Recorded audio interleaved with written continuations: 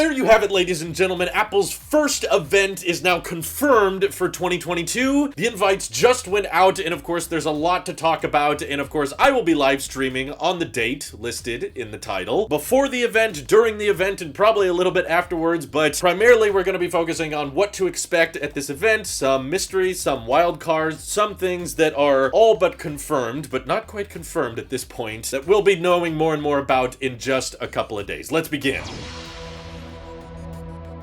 So let's get the fairly obvious and most boring upgrades out of the way. These have been leaked and rumored to death, but of course, they're not particularly exciting. For one, the third generation of the iPhone SE. This one is just going to be rocking mostly internal upgrades. Pretty much no external design changes that we're aware of. This is rumored to have an A15 chip because Apple's already mass producing those for the iPhone 13, so popping one in an iPhone SE, really not that big a deal. And offering 5G modems now, so carriers can brag about how cheaply you can get an iPhone with 5G, but the only reason I think this is actually going to be the worst iPhone SE of all time is because already the battery life was not very good on the second generation iPhone SE. I would know, my wife still owns one. And 5G inherently consumes a lot more power than traditional LTE modems that are on the current second generation iPhone SE, which means the battery life is pretty much only going to get worse because they're not rumored to be improving the physical capacity at all, and maybe the A15 chip will help a little bit, but I'm guessing not much. Probably the most noticeable difference average consumers will know about is that the new SE is likely going to have some new color options. I'm predicting some kind of darkish blue, maybe some muted green or something like that, but it will, at least in the color department, maybe have something going for it aside from what the SE2 had, which was just 3 colors. But yeah, it's not even rumored to get MagSafe, which is weird. We've had MagSafe on all the iPhone 12s and 13s. Now Apple's in 2022 releasing an iPhone, still not rocking it, which is a shame because it would definitely benefit from the MagSafe battery pack. But yeah, cameras are rumored to be the same. I don't believe it's going to be getting night mode or any additional lenses and that type of thing. Perhaps the A15 chip might be able to allow for cinematic mode, but I would not get your hopes up. This is going to be a pretty boring upgrade. Still lightning and glass back, of course. But when it comes to the iPad Air 5, this one is mostly just about playing catch up because we got obviously the awesome and amazing iPad Mini 6 last year, and it was so awesome and so amazing that it got a bunch of features and specs that its older brother, the iPad Air 4, was not even rocking. So the iPad Mini 6 has center stage, it has a 5G option at checkout if you're into that kind of thing because you don't like hotspots, and it has the A15 chip. So of course, now that even the budget iPad that came out last year has center stage, it's about time that the iPad Air gets some upgrades because Apple hasn't touched it since September of 2020, and that's what it's rumored to get here. Probably the flash, just like the iPad Mini got the flash, and it will get the A15 chip, which is a little bit better than the A14. Same display though, there's no rumored changes to the design. Once again, I would expect new color options. If anything, if I had to make a guess, I would say they're going to take the same color options that the iPad Mini 6 offers, like Starlight and Purple, but it would be great if they mixed it up a little bit more than that because I wasn't really in love with most of the color options the iPad Mini 6 had, so a deep, really saturated product red would be dope, and of course center stage is one of my favorite more recent generation iPad features, so I'm glad that it's about time that that becomes standard. So thankfully, once the iPad Air 5 gets that, all iPads will now have center stage, which is awesome. Now we get more into wildcard territory. We've heard some leaks and some rumors about what might happen at this March event, but the iPhone SE3 and the iPad Air 5 are probably the most likely things to expect, but those two do not seem like they could warrant an event on their own. That's why there's a lot of talk about some type of new Apple Silicon in Macs coming out at this keynote, which in my opinion is instantly the most interesting part. No matter what happens with the Mac lineup, that's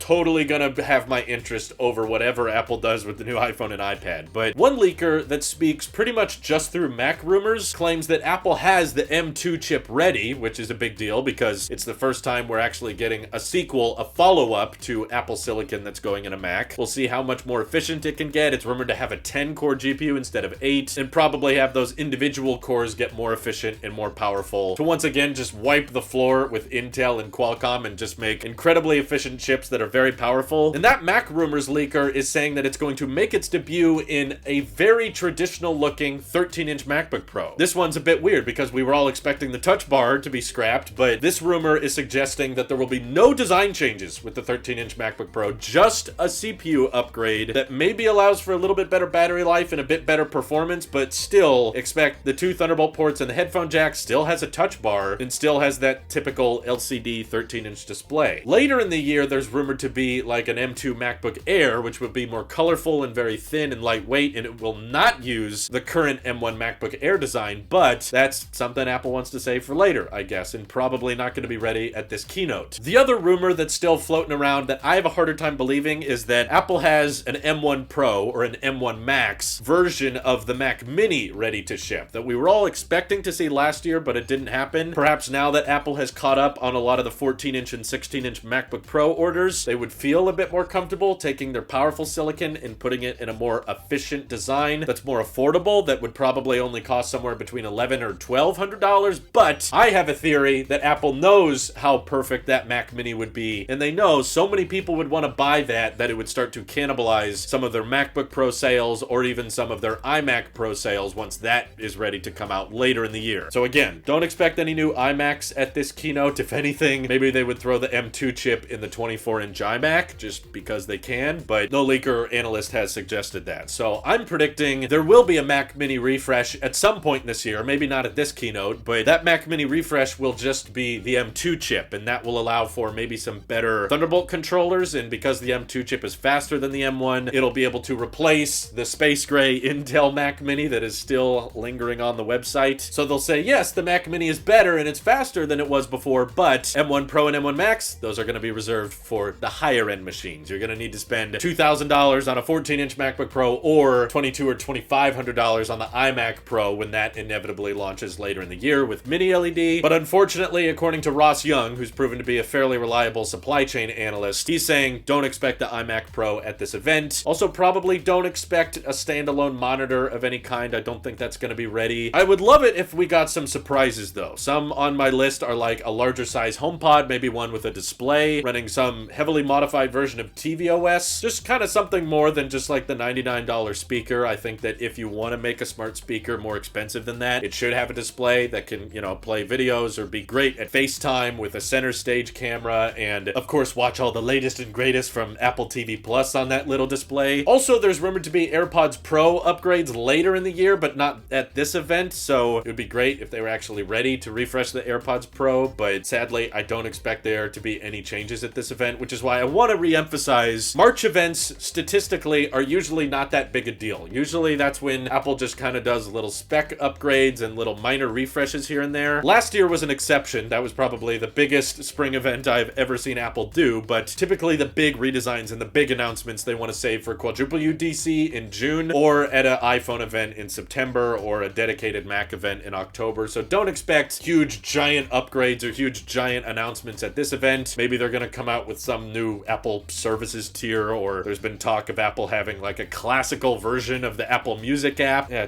it sounds weird, but it's the kind of thing they would announce at a spring event because these are usually not that big a deal. Regardless though, it's always fun to see Tim Cook say good morning and watch their amazing cinematography at their events, and I will be live streaming my reaction to it right here on this channel. What are you guys most looking forward to? Is this the sleeper event, or are you hoping for any surprises? Let me know what you're thinking down in the comments below. This is your Apple Sheep here. I'll see you all in the next one.